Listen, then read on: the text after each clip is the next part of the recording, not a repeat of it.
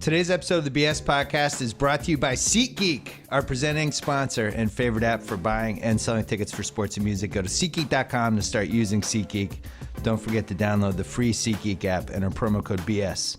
SeatGeek sends you $20 upon your first purchase. Today's episode is brought to you by Trunk Club. They take the hassle out of shopping by finding the best clothes for you and your style. Just go to trunkclub.com/BS. Answer questions about your style, preference, size. You'll be assigned an expert stylist who takes it from there. Get started today. Trunk Club will style you for free.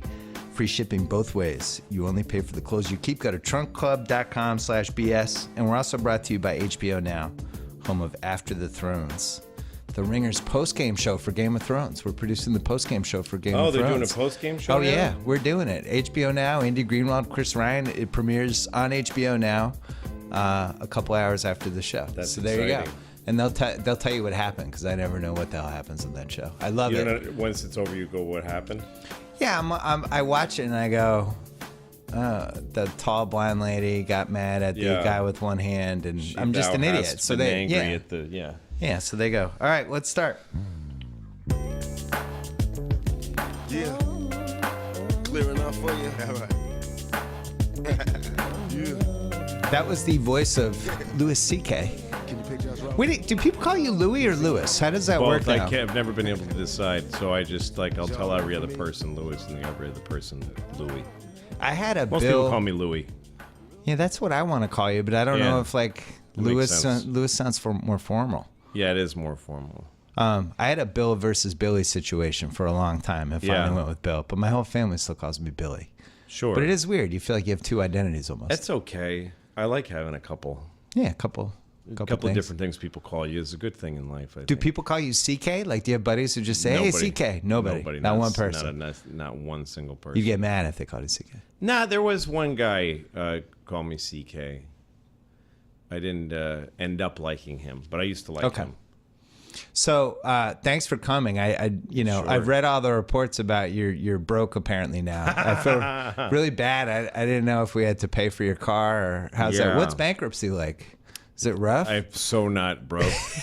I'm so not broke. Was that the most misreported story you've ever been a part of? Yeah, it's kind of crazy to see how wrong it gets and to see how far that wrongness spreads. Yeah. It's an interesting pipeline to have tested, because an interesting thing about this show, this experience for me, is that I made a thing that's usually made by a corporate entity, but I don't have any of the apparatus. So in other words, we didn't send out big press releases. We actually avoided the press when we were making the show and didn't.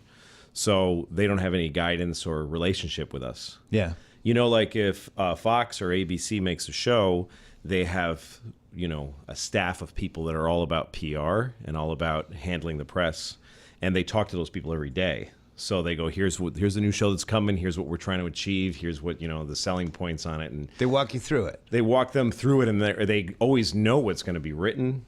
I know that because I've made shows for networks. So whenever I've had, on FX, I have very direct contact with the executives at FX, and they share with me, there's a new story coming down the pipeline. Here's who's wrote it. We've already read it, that kind of thing. But I just made the show and see what happens. And well, so you literally dropped it on a Saturday morning. What's that? It was just all of a sudden it was online. Out of nowhere. Wasn't it a Saturday morning? It was a Saturday morning, 10 a.m. in the morning. I remember when you did it, there was a lot going on that week. And I was like, wow, he's really really trying to sneak this one out. I wanted to see how a show grows with no help from any of that stuff. I wanted to see if it would. Yeah.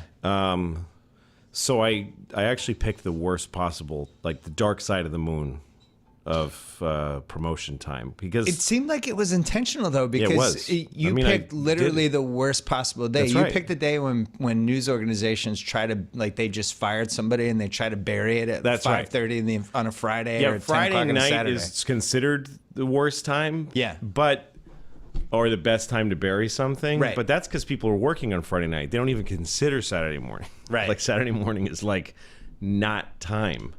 But I wanted to see how it would spread through word of mouth without the and some of those sites, some of the sort of instant news sites did, write. So what'd you about it. learn? so much. I'm still learning because it's still very early in the process. But this thing with, I went on Howard Stern and talked about where the show was at, and I told him that I'm in debt. I borrowed money to make the show. Yep. Which is every single TV show ever made. They're all in debt. Yes. And they don't. I know this from getting my financial reports for my show on FX because I'm a partner on my FX show.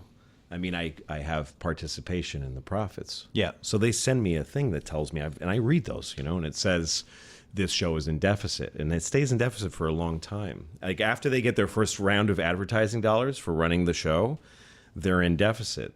They owe money. They're not made whole yet. I always just assumed every show was in deficit except for CSI, all the NCISs. Yeah, no, most TV, but they have those are the only ones. in the aggregate they make money. I always use that word wrong, but then also they make money when they sell it to other networks. So like my show did very well on Netflix and places like that, Apple TV, other outlets, and then I would start to see profits, but not from the broadcast run. So when I took debt on my show, I thought this is the risk I'm taking. You can't make a show without losing some money first. But the thing that was funny was that when I said that on Howard Stern, I said it a little dramatically because it's Howard and he's fun to talk to, and we were making fun of me for not working hard to be a rich person. Right. I told him that I've been offered very lucrative advertising deals. I always say no to them. But anyway, so then there was these stories that say Horace and Pete lost money. And I thought, well, I didn't lose money. I invested money. It's like if you owned every aspect of it. That's right. The thing that was left out is that I own a television show. Yeah. I own a complete series. You own a television show during an era where all of these streaming content places are in an Anchorman fight to try to get good content. That's right. Yeah. I own multiple places to sell this show. That's right. And I'm at the head of the stream. Like I'm in the mountains. I'm the snow that's melting to feed the water. So, and it's an enormous asset, and it's mine forever. So that doesn't exist. You might own a small piece if you get points on your show, which is a hard position to get to even. But I own this thing. So, and I own it. I own a show that has Steve Buscemi, Edie Falco, Alan Alda, Jessica Lange. Alan Alda, Adie who I hadn't Bryant. thought of in like 6 years until I watched it. Alan is just one of these MVP guys. He's like if he was like a baseball player that shows up, plays for the Giants one year, hits hits 60 home runs. He's an unbelievable and then actor. Goes away, comes back 3 years later, hits 300 hits or whatever. Right. I don't know what those numbers are like, but he just doesn't diminish. If It'd be anything, like he gets if Julio richer and Cesar richer. Chavez just came back now and just won the title again. Yeah, or what's his name? Ricky Henderson. Who did that? Like he'd play for the Newark Bears. He'd play for the Newton North Tigers, my high school baseball. Anybody, but Alan doesn't it doesn't diminish because he's not an athlete. He just gets better. But anyway, the cast is enormous, and the show is, I feel like it's a great show.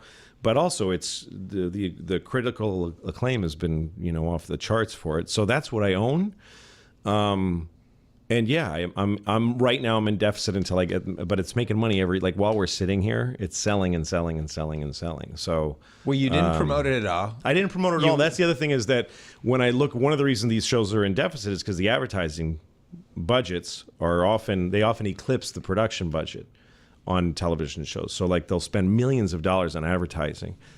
And so far to date, my advertising budget is zero. It's literally zero. I've spent $0 on this show aside from the production budget. I would have put it out on a Tuesday. Well, but see, I wouldn't have If you had asked me and you say, here's my plan. Yeah. I'm only telling you, I trust you have good taste on That's stuff. right. I'm going to put this out on a Saturday at 10 o'clock. I would have been like, don't do that. No, it didn't. But I think you did that intentionally because you were doing some sort of experiment. I was experimenting. And the thing is that, we're still, how old are you? I'm 75 years old. 75, I'm 46, but so I'm we're a in the young same, 46. I'm 40. I'm an old 48. See, I'm like those boxers when Bernard Hopkins gets out of jail and they're like, he's a young 38. And you're like, right. Oh, he's been in jail. That's how I'm like. The internet was my jail. Right. Yeah. I feel like I'm one of those boxers from Cuba that nobody actually knows how old they are. Like they literally don't know. Like remember Right. El Duque, the pitcher? Yeah. You could be 60, you could be 40. He's like, I don't know. You know, I've been around. Yeah. But yeah. So okay, the reason I say our age is because. Why did I mention our age? Oh, because the way TV feels to us is like it's a thing that happened, Yeah. and then it's done happening. The thing that we haven't wrapped our heads around is that this stuff, you make it and you put it up and it's sitting there forever. Do you know what I mean? It's sitting there. So the show, I launched it on a Saturday morning, but that's meaningless. Like when I actually put it up doesn't mean anything. For most people in the world, it doesn't exist yet. For most people in the world, they have never heard of it. Right. This is like it's almost like the Tour de France. It's like 30 stages. Yeah, where something you like wanna that. get to. But even that, there's no finish to it. It's just Yeah. sitting there.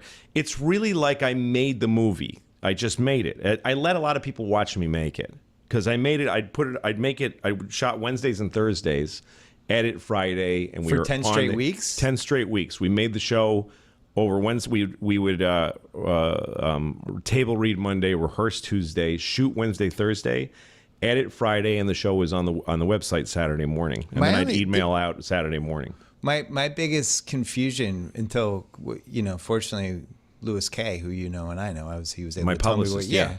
who's also my publicist, and I Oh, was able that to works find out. Yeah, that worked out. So I was like, what's he doing? How many episodes are there gonna be? It's like, I don't know. He won't talk. Yeah, I about wouldn't tell him. Yeah. To me, He's like, I don't know. I don't. It could be 40. It could be 2. I don't know. This is what excited me. I'm making a show with that heavyweight cast, and I put an enormous amount of thought and work into it. Like I Yeah. really worked hard on it, and I thought it's going to show up. No one's going to know that a show was even going to show up. Right. It's just going to show up, and all I'm going to say is a Horse and Pete is ready for download. Period. It was like first episode. So it was First like first episode. What does that mean? Yes, episode First 1 of episode, Horse how and Pete. many? That's right. To me, that's so exciting. Yeah. That people would, and again, I didn't want them to get this from BuzzFeed or Vulture or any of those sites. So I didn't that's why want you did them it to on get. Saturday. I didn't want that to be how people learned about it. I made this I have about, I don't want to say how many, but I have hundreds of thousands of people on my email list. Yeah. And I wanted them to get this email.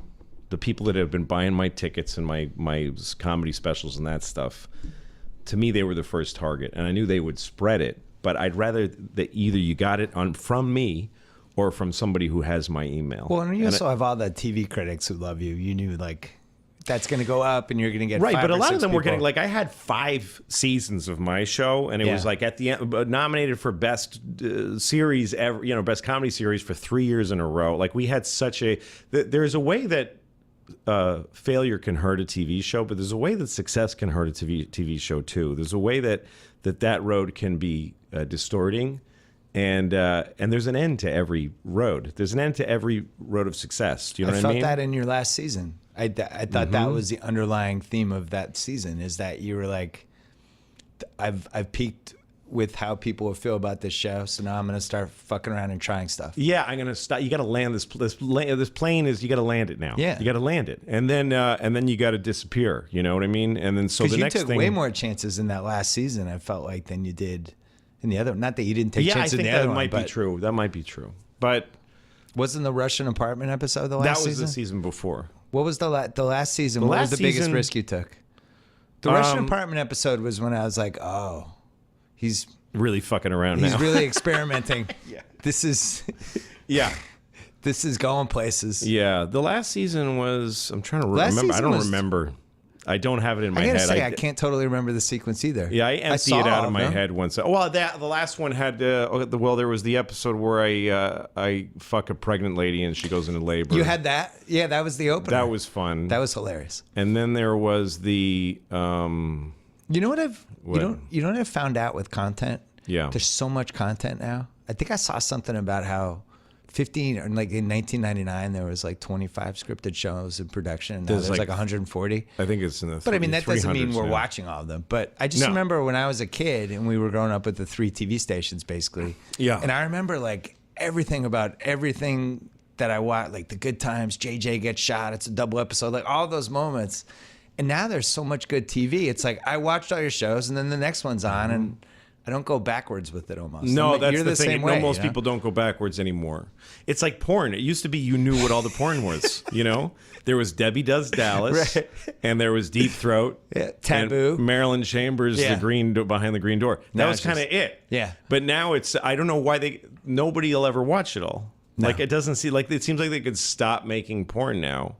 And nobody would it wouldn't run out as a resource for like 1,000 years. This is a big this is a big conversation with him where he feels like we've now made enough porn to last us now for 700 years. You could sit down and try to watch it. You don't have enough life. Yeah. I mean, if you took lives. a baby and started making him watch porn 24/7 for his whole life, right, he'd get to 90 years old and he wouldn't have seen all the porn. He'd be up to like 1982. There's a millennium of porn out there. If you lay it end to end, I think there's a millennium of porn. Like more than there has been. I think you could go back to Jesus with how much porn there's. I think we've made more porn than books. There's 2,000 years of porn if you lay it out linearly, end to end. Probably more. With credits, I bet you get back to Jesus. So the show. Okay, so just going back to this shit with so people started saying the show's broke, and then they started jumping ahead to saying, well, it all came from the Stern interview. Right, but if you listen to the Stern interview, I tell him I took debt to finish the show. I was hoping that the sales would pay for it, but that was insane. That was never going to happen, especially because I didn't advertise it and I launched it on purpose at the worst possible time. Yeah.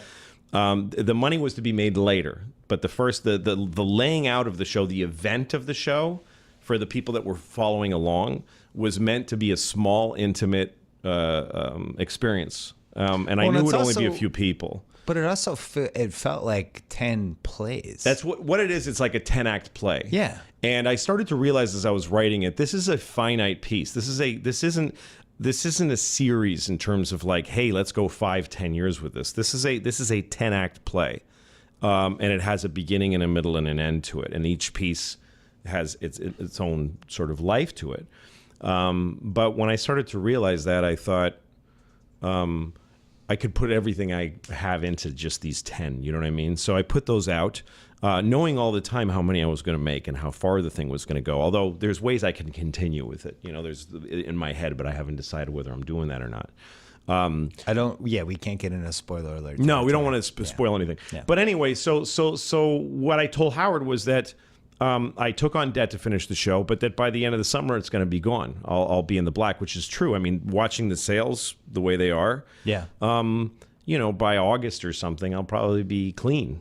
And then hopefully we'll get Emmy nominations, which I'm going to push for. And then the show's going to be, and then we'll sell to Netflix or somebody else. Tate watched all of them in 2 days.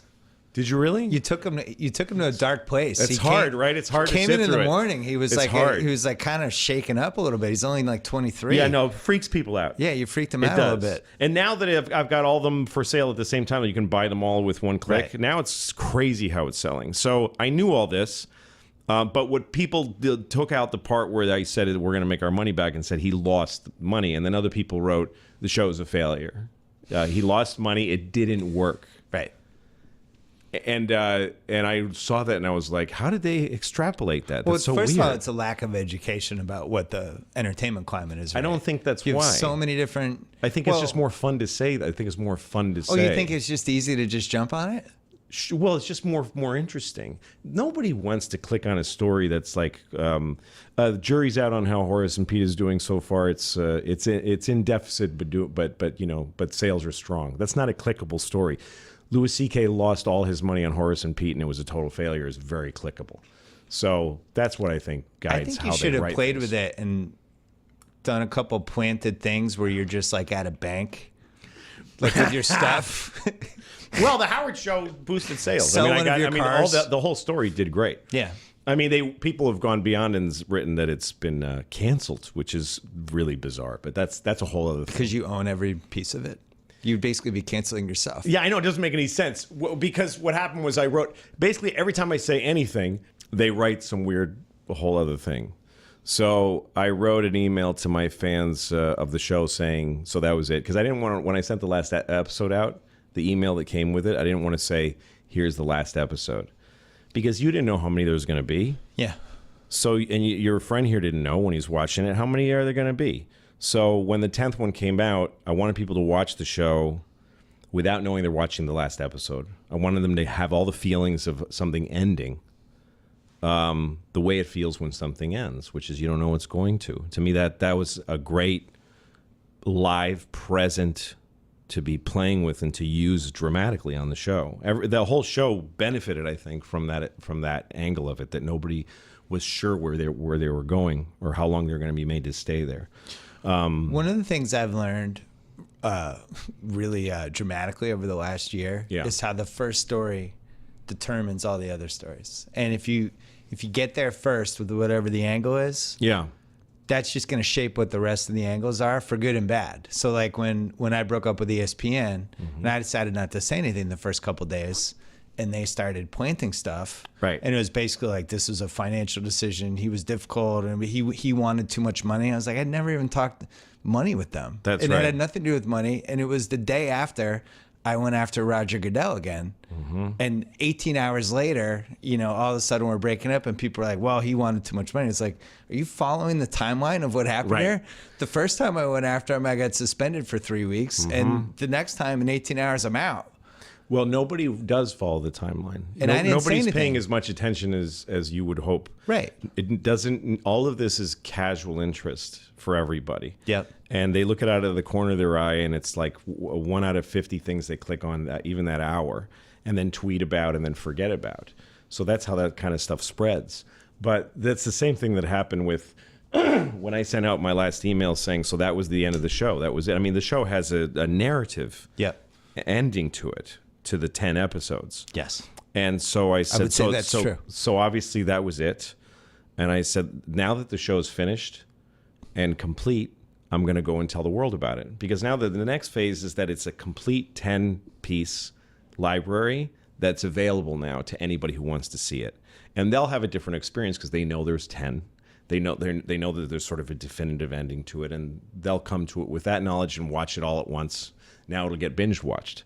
So when I sent that out, some people wrote things saying, Louis C.K. canceled Horace and Pete because it was a financial disaster, and they used the quote, now it's finished, to seem like I was like, I'm finished, as if I talk like I'm in a Frank Capra movie, or like I'm Edward G. Robinson, you're through, So, and then that got picked up because what I'm learning is that news sites don't do their own research. Right. And nobody called me or my publicist to say, is it true that the show's canceled? Because I never said that. I never said the show's canceled. Nobody ever does a follow-up email or call. They just check one site, and then it grows into this enormous story, because the idea of the show being canceled is a radically different idea than... It's like saying that Raiders of the Lost Ark was canceled when they wrapped it. They gave up at the end. You know what I mean? Or like saying that The People versus O.J. Simpson was canceled. Well, what do you want them to keep hanging around talking about what happened like forever and ever? There's an ending to the story. But in your case, it was a company that got out ahead of you. Yeah. Because they had an agenda. Lesson. Yeah. But I don't know why it happened in this case, because I don't have any opposition in this case. Because people it's boring right now for culture. It's like for just it's just something to talk about, right? It's like just you for filled fun, right? You filled a couple days of headlines and blog posts and stuff. I think that's what it is, which is okay with me. It's okay, because in your case and in my case, the thing is, you just live your life and you keep making your work, and it doesn't. To me, it's a curiosity. It's funny, but also there is a timeline to your life, and here you are now where you are now, and the places that get out ahead and say really rash, unsubstantiated, crock of shit stuff. After a while, I think they must lose some credibility. Like, I think most people know. When I read anything on internet news, I go like, yeah, maybe. I don't think most that people do that. I don't think most people do that. I guess maybe not. I don't know. I think people trust the news. I do it. Like, I'll read some like Vanity Fair behind the scenes on something that happened, and you trust the writer. And most I guess of the so, times right? it's Especially a good thing. when it's just a fact. When somebody just says this happened, you go, well, here's something I see a lot. This guy said this, and I go, fuck, why'd he say that? that's really harsh. But then if I take the time and read it, which is rare, like 1 out of every 10, mostly I'll just see the headline, this guy said this thing. And I'll go, wow, that guy shouldn't have said that. And I never look at the article. But I store in my mind that guy said that. I keep it in my files of who that guy is, right? But when I do look at it sometimes, I'll go, well, he didn't exactly say that. Like when you really look at the facts, or if you go back and watch the interview that they provide with it, it's like, nah, it's not that bad. It wasn't as bad as it sounded. And then when the person, responds and says, that's not what I said, they go, he walked back his remarks that he never said. There's a good story that's happening as we speak that is a fun sample for this, for everybody to watch. Yeah. So Michael Strahan announced yesterday that he was leaving the Michael and Kelly show. Right. He's going to Good Morning America. Uh-huh. And he told Kelly and the producer after the show, like Disney was basically like, we'll double your salary to do GMA. So all these reports come out that Kelly Ripa is furious and that she was mad and she was blindsided, all this stuff. Who knows what's true and what's not true? Yeah, never know. So today, I actually put on the show because I was in here. I wanted to see if they'd talk about it. Yeah. She wasn't hosting. It was Michael Strahan and Anna Gasteyer. Now, maybe she had a doctor's appointment. Maybe it was a prearranged thing. Yeah, but the internet's just going to go nuts with this for the next... Right. I even did a tweet. I had fun with it. But who knows what's true and what's not true? And maybe Kelly Ripa wasn't blindsided. Maybe she's mad at somebody else. Or maybe they're fine. Or maybe she knew. But it's going to take the narrative that's starting now is Kelly Ripa's mad. She got blindsided. I don't know if that's true. No, you have no idea. The thing is, though, the difference recently, it feels like, because I kind of stopped I sort of faded away from a lot of press attention between my last season of Louis and this thing. So I feel like things have changed, because it used to feel like there were sites that were willing to go out on a limb and speculate. You know what I mean? And they used tons of shellac of things like, sources say, close to the source say, you know what I mean? Or like, or cute language, Perez Hilton-y kind of, it seemed, I hear a whisper that, that kind of shit that gossip people used to do. Or, I'll word bet on this the is street. Word on the street is, Yeah. But now they actually just say, and you can only go by your own experience, because I gotta assume that if everything that I read about myself is really inaccurate, that everything I'm reading is accurate and is inaccurate. It's not about me. Do you know what I mean? So when I read things that say like Louis C.K.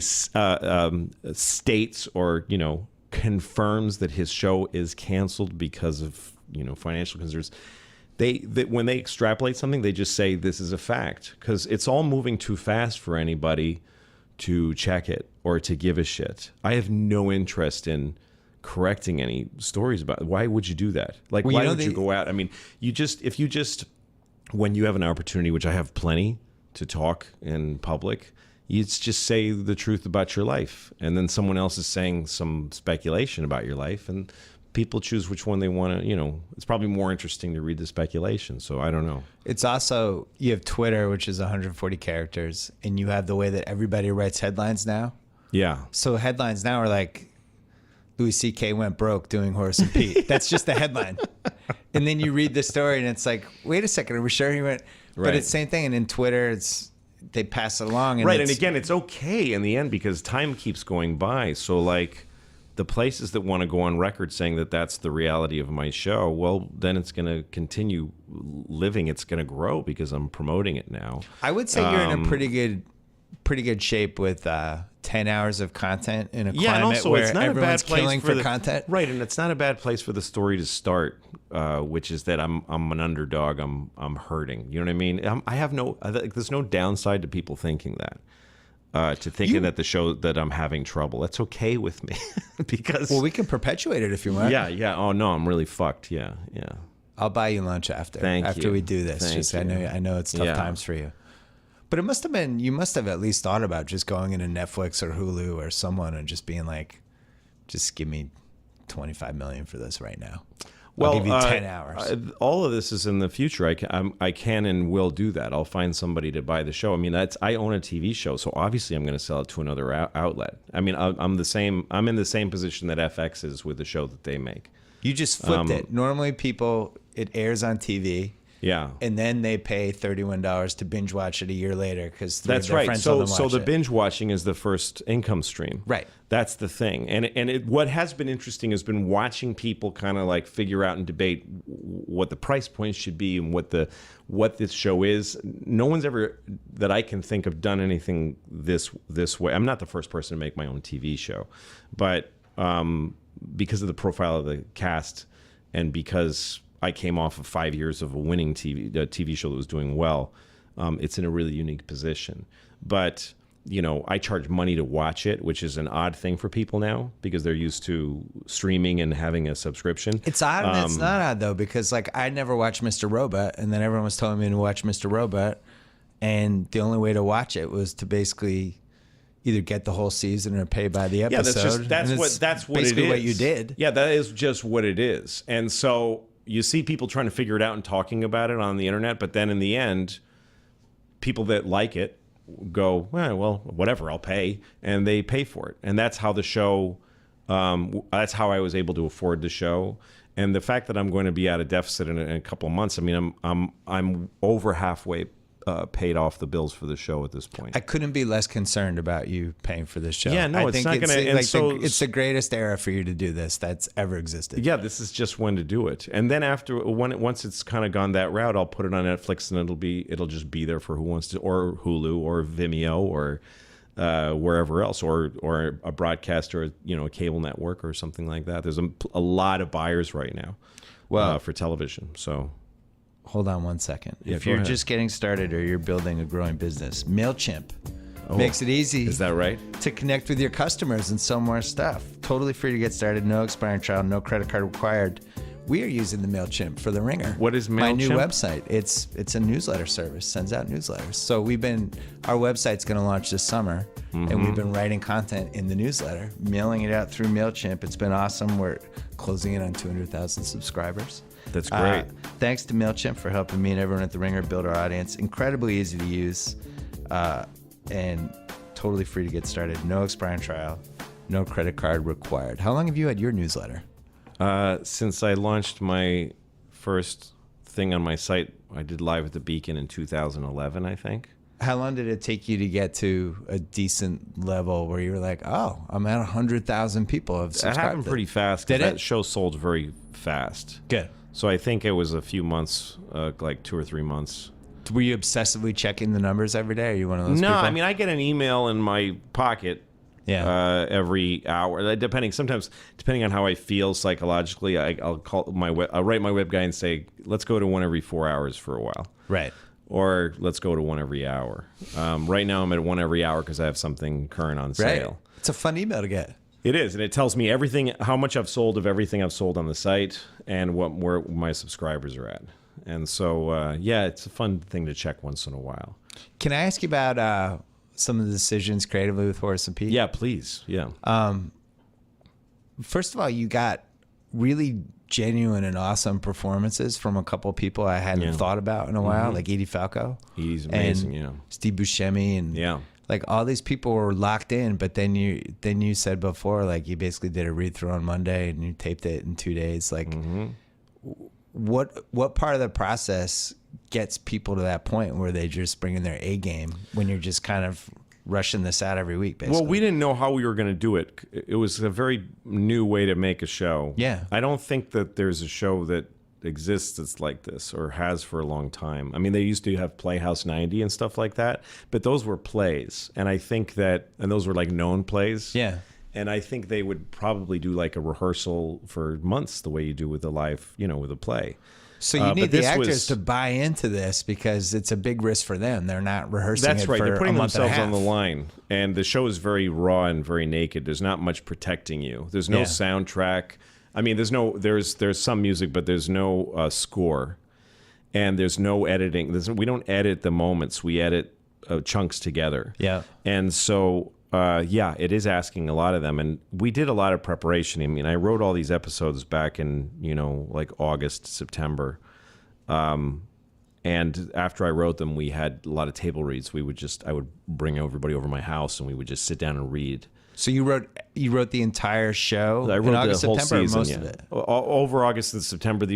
I left 2 the 9th and 10th episode, I knew what they were going to be. I had them outlined, like I had the whole story fleshed out, but I didn't want to write them until we started shooting, because I didn't want the show to go where it was going.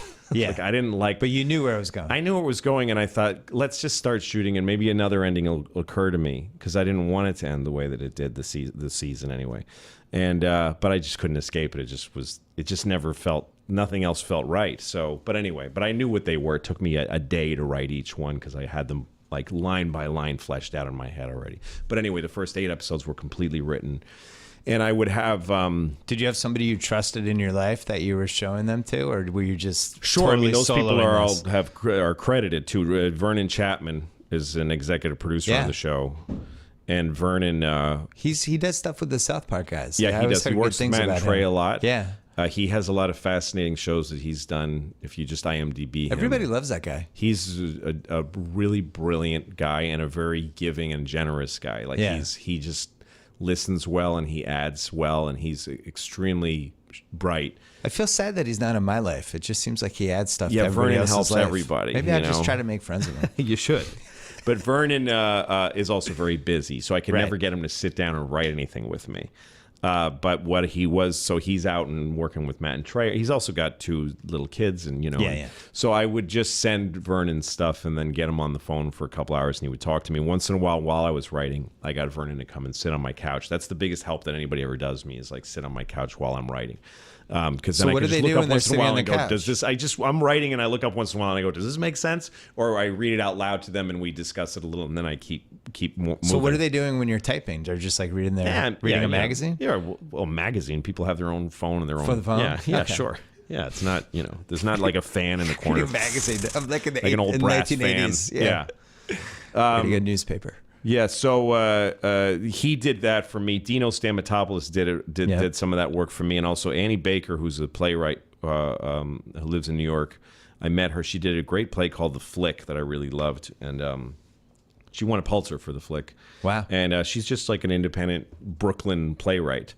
And I met her, and I got less time with her because she had her own life and was busy. But I had like two days that she came and sat and helped me think some of the things out. Because you'd never she written a particularly play, helped right? me with the 3rd episode, which I gave her credit for. And you'd never written a play before this? Yeah, and I didn't know this was a play till I kind of got halfway through it. It started to feel like what it was. But, really? Yeah, I sort of thought it was like...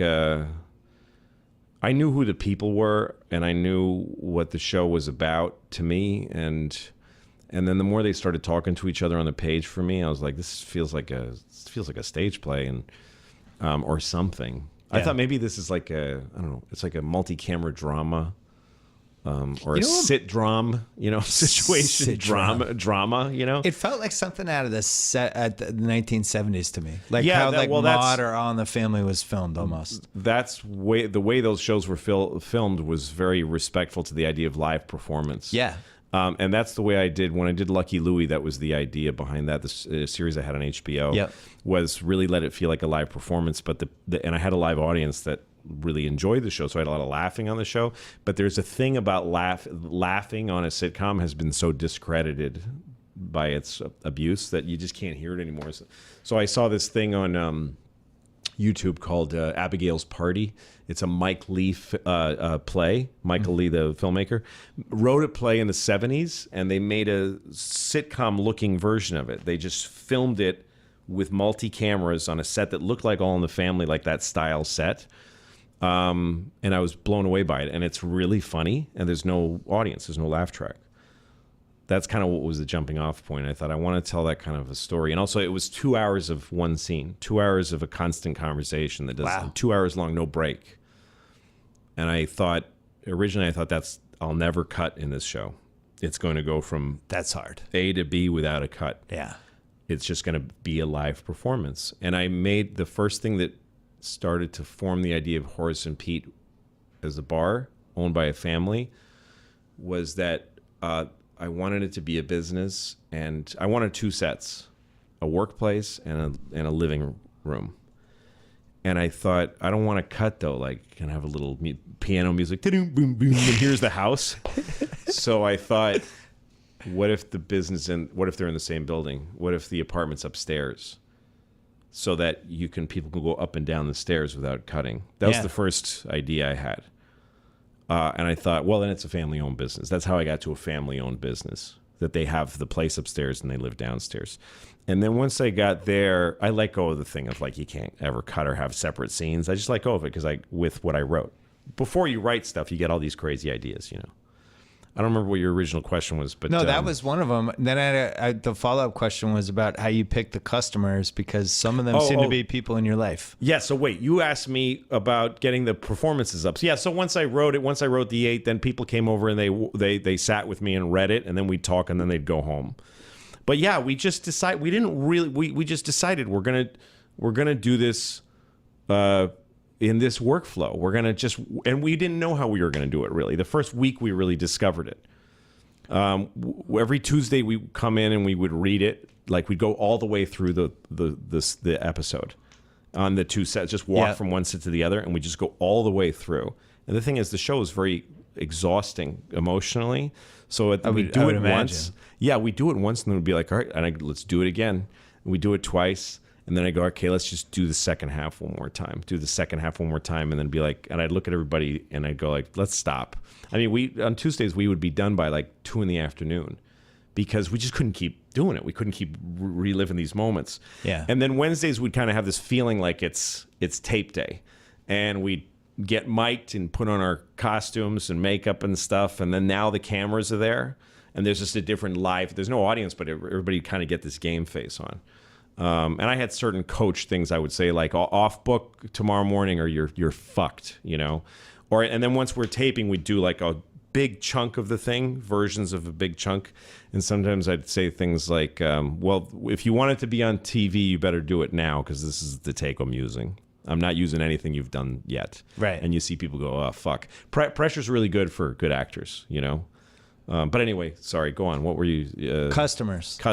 So was there anybody that you really wanted that you didn't get, that couldn't do it because of a schedule? Because it seemed like a lot of the people that you had in there are people that have crossed paths with you at some point. Yeah, I mean, Steven, I knew right away I wanted Steven Wright sitting at that bar every day. I was going to imagine he was your first lottery pick. Yes, he was an immediate first draft choice, yeah.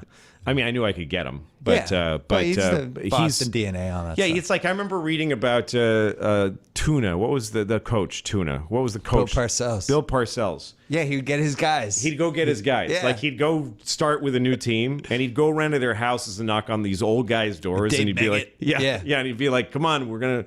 And they'd be like, what, man? I don't play football anymore. And he's like, come on, Patriots. We're going to go be the Patriots now. And the guy'd go, fuck, Bill, man, I'm tired.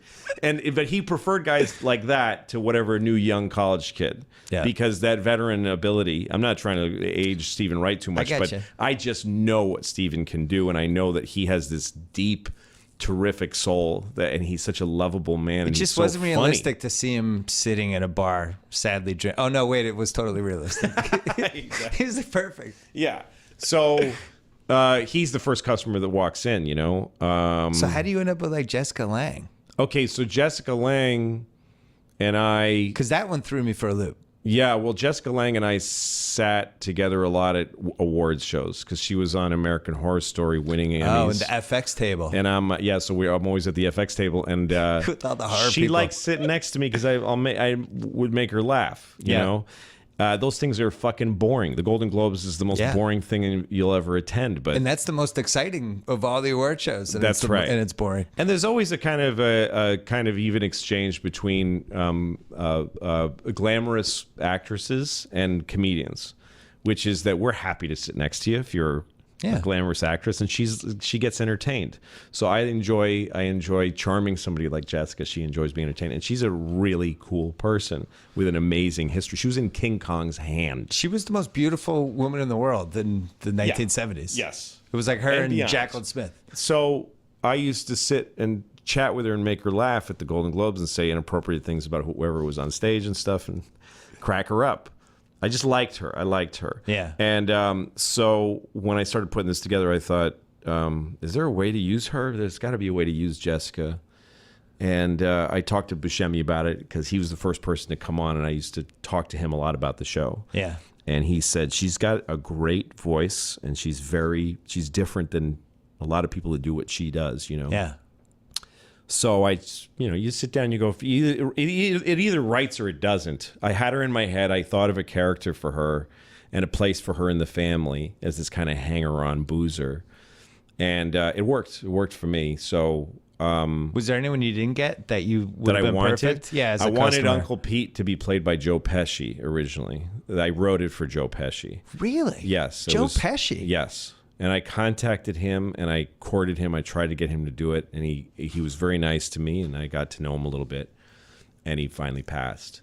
But it doesn't. To me, it's like saying you wanted somebody else to play your real uncle in your life. I mean, Alan Alda is Uncle Pete to me. He always I was going to will say be. you ended up with like the most decorated, Most comedic just actor of all nobody time. could have done that Yeah. part the way he did it. Nobody could have made that guy live that way. So everything works out, But there was a few people I wanted that I didn't get.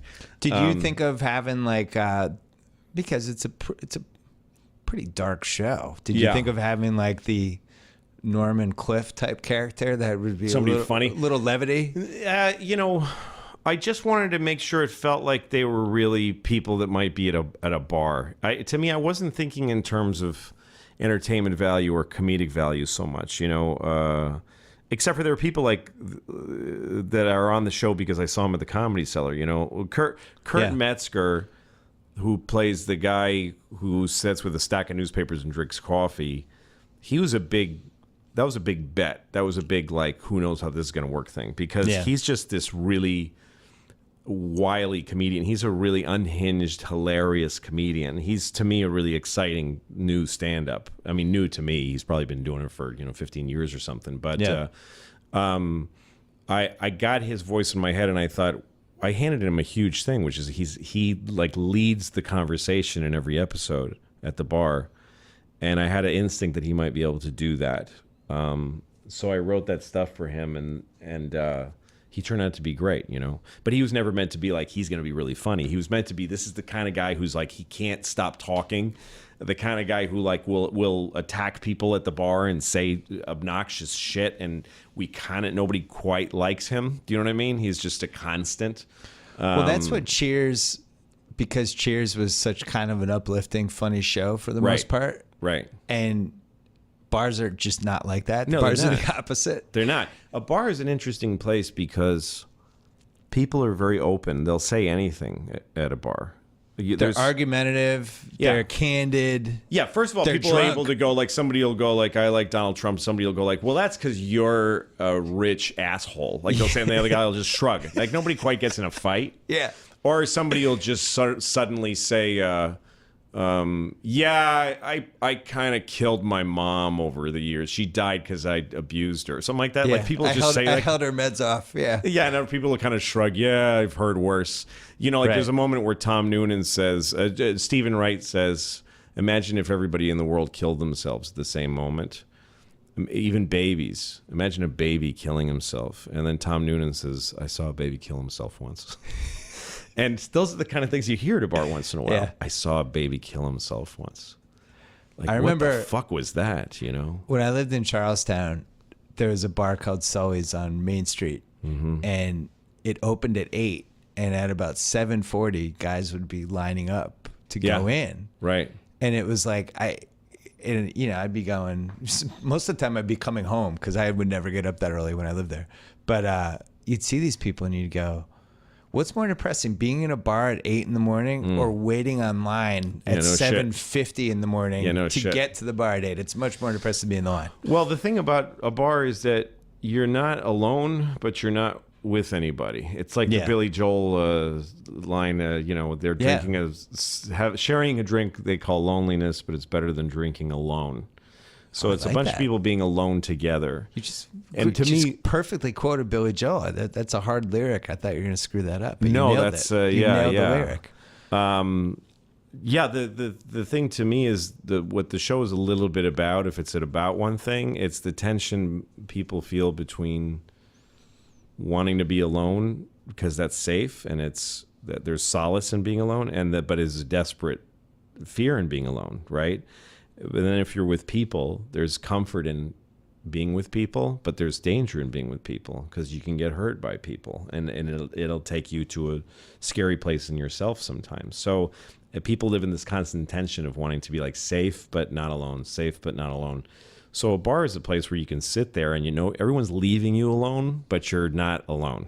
It's the one step away. Day drinking is one step away from drinking because you kind of know if you drink in your apartment by yourself, you'll last a month and they're going to find you half eaten by the cat, You can keep it going at a bar a little longer. You know what I mean? It's a survival There's thing. Witnesses to That's your right. self-destruction. Yeah, and they keep you a little closer to, and there's somebody to turn and talk to, but there's not anybody to be responsible to or anybody to let down. I think that's one reason people live that way too. Quick break to talk about our good friends at framebridge.com. Mother's Day is coming up, so send the mom in your life something special, a family portrait, a picture of you, a photo of her grandkids, a photo of her kids, whatever. You can order in 5 minutes on framebridge.com. You can even upload the photos right from your phone. Their experts will handcraft the frame and ship it right to you and your mom. They'll even include a handwritten gift note. Pricing starts at $39. All shipping is free. Please place your order by Monday, May 2nd. To guarantee delivery by Mother's Day, use code BS at checkout to get 15% off your first order. Do it for the moms out there. And also, I should mention, FrameBridge has framed a slew of posters that are in my office right now, a couple that are in my son's room, and a couple that are going to be in our new podcast studio as soon as it converts from being a Game of Thrones studio. So we love FrameBridge. Check it out. Their work is spectacular. Again, offer code BS. Check out 15% off and do it by May 2nd for Mother's Day. Back to Louis C.K. I might be wrong on this, but like you used the Shanley quote in the one episode. Yeah. Which I'm sure had partly to do with the fact that he had just passed away and you wanted to pay tribute to him. Everything to do, yeah. But it also kind of, I thought that seemed to be what the show was it about. had something at least to a do little with bit. the show. That the show's kind of about like silences, right? And Yes, and the silence versus conversation. Mm-hmm. Yeah. Is that a misread? That was Tate's big suggestion. No, that was right. I think that, after you broke Tate. Well, Gary and I were friends. Yeah. And he wrote that to me in an email. It wasn't like a quote I pulled that wasn't from from his stand-up? No, it's something he said to me in an email about 2 weeks before he died. He wrote that to me. Was there a reason behind it? Yeah, he wrote to me about, and I don't really want to, I don't want to go into this fucking thing because it was such a stupid episode, but when I wrote an email about Donald Trump to my fans and it kind of exploded a little more than I expected it to. And Gary wrote to me and sort of made fun of me about the email, and I wrote back and forth, and I was a little distressed that I got more attention from it than I wanted to. Yeah. And we started to write back and forth just about life and stuff, and then he wrote that to me, amongst other things. And I went through this email that he had written to me, and it was so full of very moving. And he was a very deep person. All the time I ever spent with Gary, we would just talk for hours, and then I always felt like we didn't get anything. We didn't have enough time. You know what I mean? But so he wrote me that email, and I found about 10 things that applied to the show, applied to life, applied to him passing, and how I felt about it. And so I threw it on the end there. He's such a curious guy. I only spent one extended stretch with him, but he's one of those guys you just could have talked to for 12 hours. Like, he would have been a great guy to drive cross country with. That's right. Yeah. You just stop. No, that's what I loved. He owned a boxing gym. Yeah. On the West Side with Peter Berg, Wild Card West, they called it. Yeah. And I worked out there with him a bunch of times. I would come to town and I'd write him and say, can we work out today? So we would go and he would get a young trainer, and we would work in tandem with the trainer. One of us would hit the pads, and then the other one would, and then vomit while the other one hit the pads. Like we're both around the same age and shape. And then after training, we would go have lunch, and sometimes we would just walk in one direction for hours and just talk, and then walk back to the car and just leave. And my friendship to him came a little late. I didn't really know Gary until like, I don't know, two years ago or something, 3 years ago.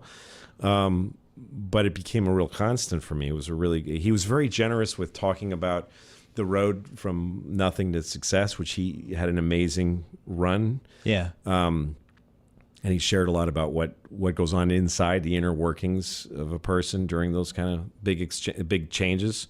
So he was a great friend, you know. He wrote me a month before he died. He was in Hawaii, and I don't know what was going on with him health-wise, but he was convalescing from something or whatever. But he wrote me something about wasting. He wrote me this thing saying that wasting time is part of being creative. That's what he said. He said that, and he sent me some chapter of a book. I forget what it is, but about that being true. It was something about how Einstein used to like sit around and just do dumb things before he then went and figured everything out. But he said wasting time is part of being creative. That was the message to his email. And at the end he said, I don't know how much time I can keep wasting because I'm certainly not a teenager anymore. Like how much time I have left to waste, maybe 3-4 weeks or something like that, which ended up being exactly how long he made it. But anyway, so yeah, that quote that he had died only a couple of days before, and I was posting the show, and so I called my editor and asked her to throw it on the end there. Did he ever give you feedback on the Louis show? No, I never asked him about it. Although he read the first 2 episodes of Horace and Pete before I started making it, and he really loved it. His actually the way that he loved it gave me a lot of juice to keep writing, because at that point I was just writing scripts and I didn't know if they were any good, you know. Yeah. Anyway, yeah. So it sounds like August, September, you just hold up. You just crank this out. Yeah, I was sort of possessed. Which one was the last time you'd done that? When I wrote Louis, which was like at least a year earlier, right? It was a couple of years earlier, I guess, or something. And that was a different feeling because I was sort of delivering episodes. And also Louis, I wasn't just making something. I was, giving back to the network that gave me the show and keeping people employed. I have, like a couple hundred people that depend on my show or did depend on it. Yeah. And so that became a lot of what was driving me, was I didn't want to let anybody down. With Louis, if it was just me making some for a few people, I might have stopped earlier, although, and I still might make more, I can if I want to. So I think it was the last season or the second to last season when Louis did a couple of morally questionable things and people wrote about it like it was a real person. Yeah. And we saw this happen with Game of Thrones last year when something that there was a rape scene on Game of Thrones and people were like, this is terrible. And it's like, this is the same show that started with a brother and sister having sex and then a little kid getting pushed off a tower. That's right. Yeah, it's and everybody was fine with it. I'm pretty sure I'm ready for anything on the show after that. Yeah. But it seems like this recurring theme in art. Yeah. Even saw it a couple weeks ago. People are like, all these female characters keep getting killed off. What message? And it's like, well, maybe because it's fiction. Do you think people get too carried away with that stuff? I don't know. I mean, I think it's okay if people write those things because they're just some of the population. There's a weird disproportionate thing going on with the internet where it's like, it feels like that's what everybody's talking about. But I don't think it is. I think it's a minority. And I think that most people take culture into their lives and then they think about it and they talk to their friends about it. And then they go do their jobs and raise their families. I think that's most people. So you think it's a bubble? I do think so. And I think that it's okay for it to go where it wants to go. I mean, it's a reaction. When you make stuff, the reaction's different. I think sometimes when we make things, we want them to be guided missiles. Like we can decide how people think about them and make sure they heard me just right. I don't worry about that kind of thing. You know what I mean? Like, but you're you. Like it's been interesting to see the distortion of the story of Horace and Pete because I'm studying this thing. Right. But it doesn't bother me or concern me. But you also have a me. thick skin because you were in comedy clubs for, I would say definitely, stuff bounces off you more than a typical show. That's right. That's right. And also what I've always trafficked in is material that it's subjects that people don't want to usually talk about, that aren't easy to talk about. So what I'm really used to doing, because I do it several hundred times per night of my life, most nights of my life, is starting to say something and watching people tighten and get upset and knowing that after they're upset, they're going to laugh and they're going to be glad that we went down that road. Yeah, I mean, the SNL hosting was the best example of that. Yeah. Oh, you mean which one? The last one you did. Yeah. Yes. That monologue about the child molester. Yeah. Was you could literally hear the audience. Yeah. You could hear the sphincters tightening as you were like, oh no. Totally. And I'm used to that. And I'm used to that. Oh no, don't. Yeah, no, Louis, no. Back off. No, please, no. See, like that's how I felt watching it, which is what you wanted. That's right. Well, to me, that's a worthwhile trip. Yeah. And everything that happens afterwards is okay. People have their reaction, and everybody doesn't have to agree on what something is. You know, it's like when you read pieces on the internet that are like how he got it wrong, like the ones that always start with why this. Yeah. Well, according to you, and I don't know, I think you're in your 20s, and also you're selling this. You're selling this click for money. There's so many reasons not to take it seriously. Do you know what I mean? And every time that I've met people who write for sites like that, they kind of roll their eyes and go, well, they make me write this stuff. You know, like nobody really means it. And I try to tell that to my friends. Professional wrestling. Yeah. Yeah. It's like if two wrestlers got mad at each other, like, hey, man, you body slammed me. Well, first of all, no, I didn't. Remember we rehearsed it. I mean, it's a joke. So like when I have friends that get attacked by the blogosphere, and they get scared and they're like, I don't know what, I'm like, it doesn't, the person that wrote this about you didn't mean it. They actually didn't mean it. When somebody writes, this was racist or this was inappropriate, I don't believe that most of them actually mean it. Yeah. They're just crafting something to feed a dopamine rush that certain people have to sell clicks. It's a click economy. It's an outrage economy. It's an economy of outrage. Every time you read a story that's supposed to make you mad, it's supposed to make you click. You're a sucker. Whenever you add your comment to, yeah, that woman shouldn't pretend to be black in Spokane, Washington, who I never heard, you know what I mean? Yeah. This thing that affects 3 people that is now a global concern, it's money. There's an economy that sold that story and made sure everybody in the world would click on it for money. So I don't buy into that. I don't buy into that feeling. But as a comedian, if you're going to do a joke about child molesting, you have to know that there's going to be tons of people that are just going to go, I don't want to hear that.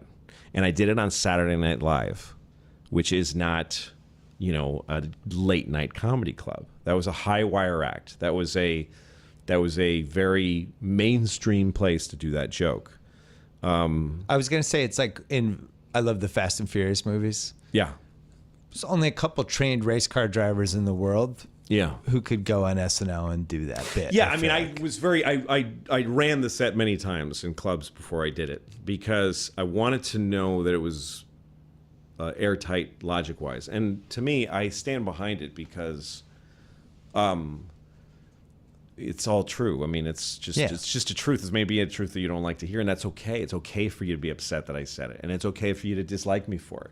It's okay for you to say, that's it, I'm done with that guy because he said this thing. That's your choice. You can limit your culture any way that you want to, or you can comment on it any way that you want.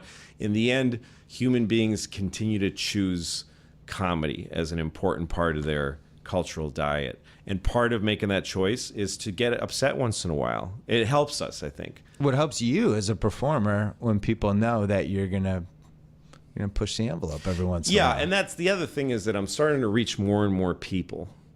Which is a good thing and a bad thing. Well, it's a good thing, and then it's also it's something you got to be careful about. Yeah. So to me, the thing isn't to say, now that I've got a bigger audience, I've got to cool it. That's a huge mistake, and it's also not honest. And you won't continue to be inspired, which means you won't be able to make anything anymore. So when I did SNL, I thought I'd done it twice. The first time I did it, I just sort of, the monologue to me is what I do there. You know what I mean? Yeah. And then I hang around for the sketches. The Lincoln thing was great, though. I mean, that was a big win. Seth for you. Meyers completely invented that. Yeah. But the first time I did it, I told a story about an old lady in an airport. I did a very basic monologue. Then the second time I did it, I kind of dug a little deeper and talked about religion and life a little more. And then the third time I did it, I thought, okay, people are getting used to seeing me do this. They don't really know who I am. And they don't really know what I'm capable of in terms of what I'm willing to talk about. So I should be. I mean, I know this sounds weird, but I thought it's only fair to do the child molester joke if I'm going to continue doing this show. I can't go down a road where I change who I am for them because then it's like they're getting fooled. it's not. I'm not this filtered guy. I'm not a polite comedian. So, and also if they come and watch, if they like me on SNL and they go watch one of my specials, they're going to have a heart attack. Some of these people, you know what I mean? So I thought I should make a real account for myself. This bit is in my mind. This bit is frontwards. I had been doing it. Like, this is the bit that is itching inside of me right now. That whole bit, that there was this thing from the Middle East to the child molesting, and it also came out of a personal story. There was a whole shape to it, and I thought, this is the things I'm doing right now.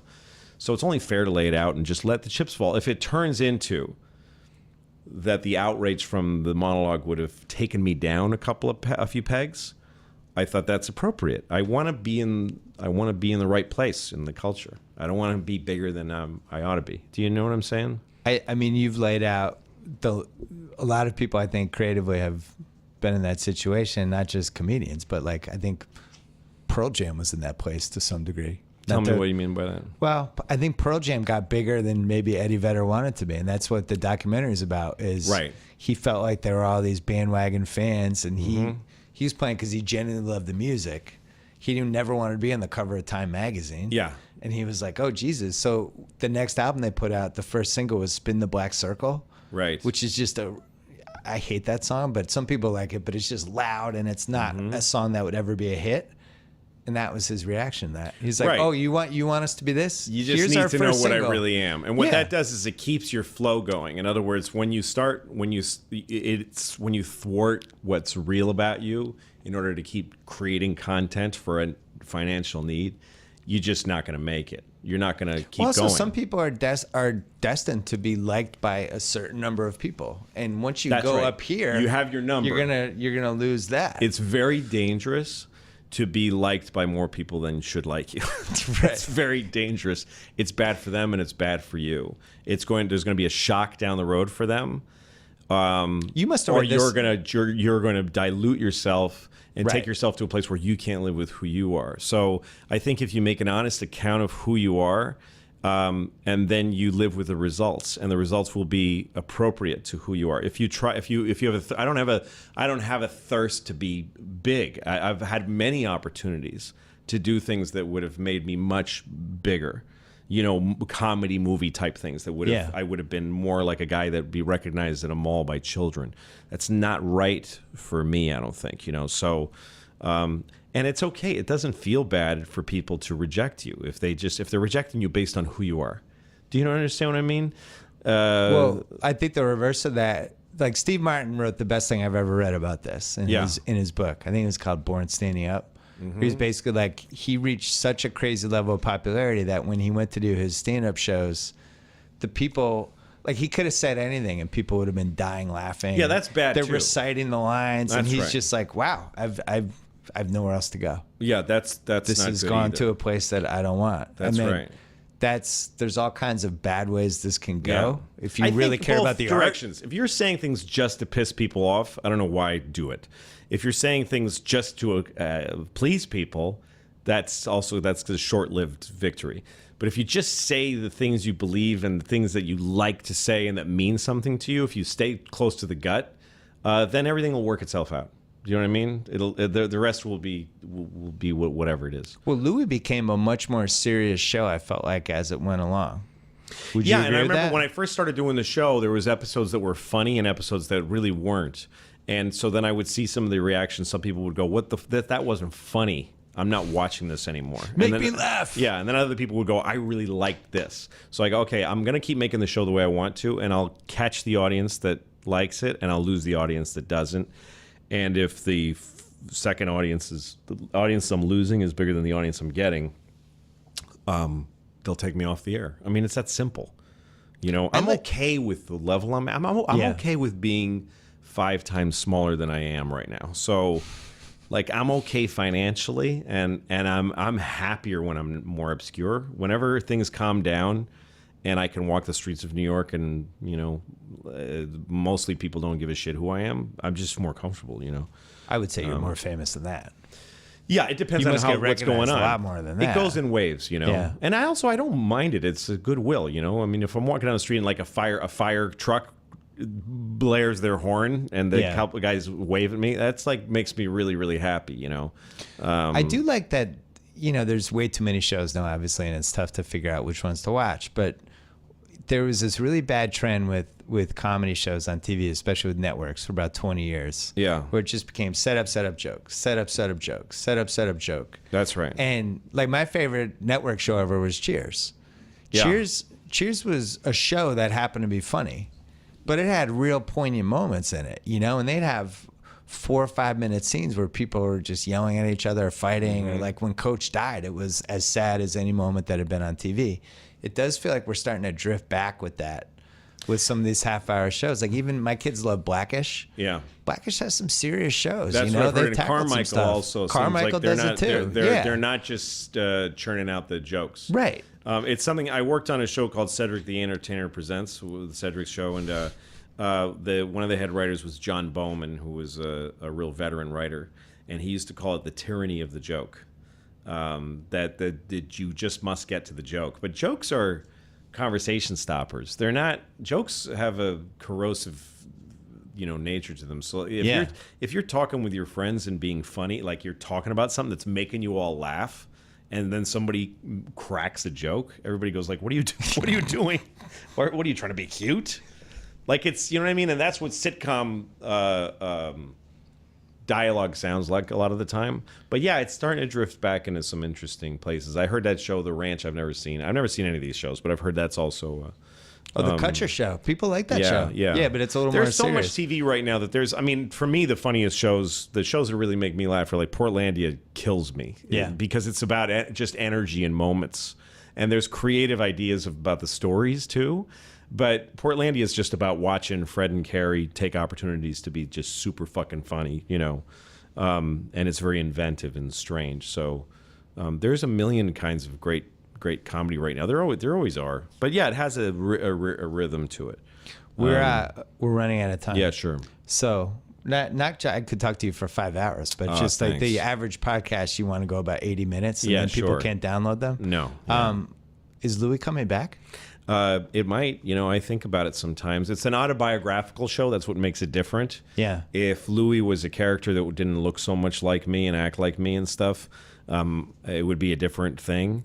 If you named him Bob, I feel like it would be a lot easier. Right. Well, Louis was the character on the show was a version of me, but who makes different choices and acts differently. Yeah. I'm a much more outgoing, energetic person than the guy on the show. I seize life, and I'm very optimistic, but that's not funny to me. To me, what's funny is this just guy that just can't do anything. Yeah. He was based on who I was in 2010 when I created the show, which was a newly divorced dad who's trying to do his best as a father without knowing quite how to pull it off, and being single late in life, and being a struggling comedian.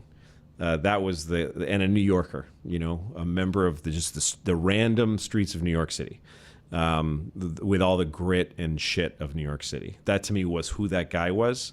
And I talked about him and told stories about him for 5 years, and 5 seasons over 6 years. But your life completely changed as you're doing those 5 years. And some of the stories weren't about his life, and those are the ones that I feel like, like the one where he meets the cop who. I'm saying your life changed. I mean, the things that you were probably interested in telling stories about because of how your life changed, anymore. You can't do that. I'm a different kind of father than I was then. Yeah. I know what I'm doing now, and. Obviously, my life is different. I'm financially better off than I was when I started doing the show, and it doesn't mean I can't write about that. I was poor for 40 years. Yeah, and I've been better off for 5 or so really. So I have more memories of tough times than I do good times. So I'll always be able to write about anything I want. And obviously, life stays difficult, but the mechanics of that guy's life, and also it's hard to put something that looks like you out there to this degree. When I started doing it, I was nobody. I'm well known now, so it's tougher. And also, I really wanted to be able to take that character and have him make big mistakes and be kind of an idiot in a lot of ways. And so it's harder to watch yourself do those things and to represent that, so. And then you become so famous that people confuse the character's mistakes with I think they do that too. I mean, here's, for me, when I watch things, like you said, it's fiction. Yeah. I don't need people to show me a good example of a human being when I'm watching a story. I agree. I don't understand that idea that culture and television is supposed to show how things should be, or that it's supposed to avoid things that are bad. I don't understand that. I don't think that way. I don't argue with people that do, but I don't get the idea that we have to show women in a good light or men in a good light, or don't show a proper family structure. Or the idea that if you racist. I think it's actually, this is just me, but I feel like it doesn't do any group any service to defend them or protect them in that way. I think it does the opposite. I think the idea with when we tell stories in comedy or drama, we're all throwing all of us into a mishmash and fucking around and telling outrageous stories, and we're competing and fighting and doing things to each other on television that we can't do or shouldn't do in real life. So if you say to a television, don't let this happen to this group, you're saying that group isn't worthy of that they're not equal, that they can't be an equal partner, that they can't put a chip in the game and be, you know what I mean? In fiction, like you can't watch it in fiction. It doesn't make any sense to me. I don't need that from the fiction. problem for you though is that you're too good at capturing real life. So when you have the bar customers talking about Trump, and it's hitting certain places where I'm like, that sounds like my uncle. Yeah, no shit. That's you're tapping into stuff that's actually there. Yeah, and I know that that's true. So I don't. When I see that reaction, it's curious to me. I don't share it, but I welcome it. Also, I welcome when people watch my show and they get upset. That's a positive thing. And the people that talk about what I make and they're angry about it, that's positive. But I do like the idea of, I liked playing Horace because he's so, to me anyway, he wasn't me. Yeah. So I don't know. I don't know if there'll be stories I can tell about myself as Louis in the future that have less to do with my daily life and more like adventures. There were certain episodes of Louis that were like adventures that were outside of my real life. Do you know what I mean? Like the going to Afghanistan and well, stuff you also, like that. When I had Larry David, we did a long podcast like a year and a half ago, and he's coy about whether Curb would ever come back. Right. And I just got the feeling like he was good. Like he had a great run. Why fuck with it? Yeah, I think at some point, don't you have to think about that too, right? You're like, This is great. Maybe it's better to leave 2 years too early than a year too late. Yeah, definitely. I think I had that in mind when I put it on a big pause. When I basically said I don't want to owe this anymore. Like that's where it's at now. I don't owe it to anybody to do it, but I'm welcome to do it as long as the same. I mean, I might go back in a year and they don't want it anymore. Who knows? But it is autobiography. So who knows? Once in a while, you're grabbed by, like what's his name, John Steinbeck, a great fiction writer, and then he wrote Travels with Charlie. It's his best book, and it's just about him driving around the country with his dog. Yeah. It's one of the greatest things I ever read. And it's just one day he decided. George Orwell wrote these bizarre, crazy fantasies, and then he wrote something called Fear and Loathing in Paris and London, and it's just about him living. He decided to live with nothing, with no money, on the streets of London and on the streets of Paris, and he wrote just like a first-person memoir of what it was like. So I do think it's possible that I'll have some experiences and stories that I want to tell at some point in my life, and that'll be where I'll do it, because there's no better place to me to make TV than FX. I love working there. How old are your daughters now? 10 and 14. How's it going with the 14-year-old?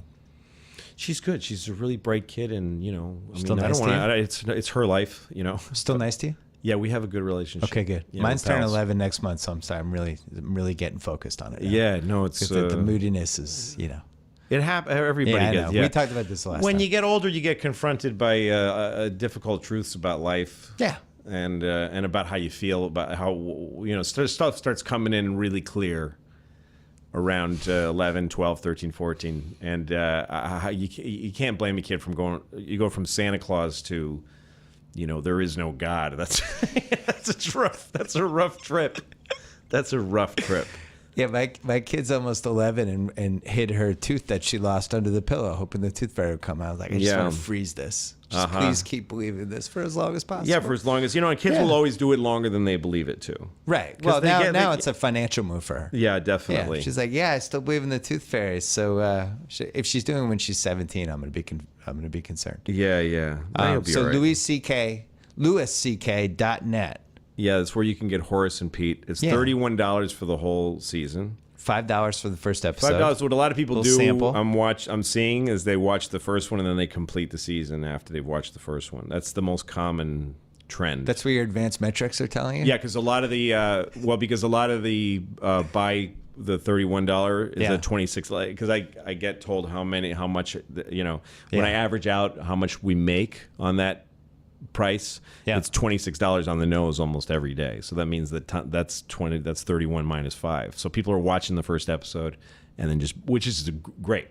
If people watch the first episode and they buy all 10 or the remaining 9, that's a good thing. Well, also it's slightly hard to buy each one, so it's just easier to just be like, fuck it, I'll just buy all I couldn't let you buy them all ahead of time. Yeah. Because they didn't exist yet. Yeah. So it would have been irresponsible for me to sell something that doesn't exist. But now when you're doing it, you might as well. It's just easier to just now press it's there and you can just go buy it. I think it's smart to take a little time with it because it is heavy. It's intense. I mean, look at Tate. People get hurt. That's a screwdriver. That's not coffee. People get hurt on this show. This show is about a family that's been together for too long, and parallel maybe about a country that's been together for too long. Yeah, and that doesn't mean that they don't need each other, but it's a hard time in this family's life, and every episode reveals more and more about what they're going through together, and the performances are so good by these actors that the show's really fucked up. The show's seriously sad. It's not just you're not just a bystander of some drama. You're really seeing some shit that's not really okay. Yeah. And you have a stand-up. Your next one's coming. I'm on tour. I'm starting a tour now. Usually, I'll be all over the country through the whole summer. Yeah. I'm going to Europe to do some shows. I'm going to be on tour heavily from now until probably January of next year. Great. And I'm not going to put out a special for a little while. I might wait until next year because I really love the material I'm doing right now. And so I think if I give it a good year of touring, it'll be even better. Good. I really want the next special that I do to be better than all the ones I've done before. So, okay. Yeah. Excellent. Thank you. Thanks, Bill. This was fun as always. Yeah, good luck with Horace and Pete. Good luck with the bankruptcy. Good luck at HBO. Thank you. I appreciate it. Sure, man. All right. Thanks so much to Louis C.K. Thanks to MailChimp.com. They've helped us make a very successful Ringer newsletter. If you're just getting started or if you're building a growing business, MailChimp makes it easy to connect with your customers and sell more stuff. Totally free to get started. No expiring trial. No credit card required. MailChimp.com. Also, thanks to Framebridge.com. Mother's Day is coming up. Send the mom in your life something special. All moms and stepmoms and grandmothers and baby mamas, they all love framed pictures. Pricing starts at $39. All shipping is free. Place your order by Monday, May 2nd to guarantee delivery by Mother's Day. Use code BS at checkout to get 15% off your first order. And thanks to Framebridge.com for framing all this stuff in my office and in my son's room. Thanks to HBO Now. Download the HBO Now app. Started free 1 month. Started free 1 month. 1 month. 1 month trial in time for After the Thrones, which premieres only a couple hours after the premiere of Game of Thrones on April 21st, premiering in the wee hours on HBO Now. After the Thrones, and thanks to everyone at The Ringer. Subscribe to our new newsletter at theringer.com. Back later this week. Anytime Thank you. y'all want to see me again, rewind this track right here, close your eyes, and picture me rolling.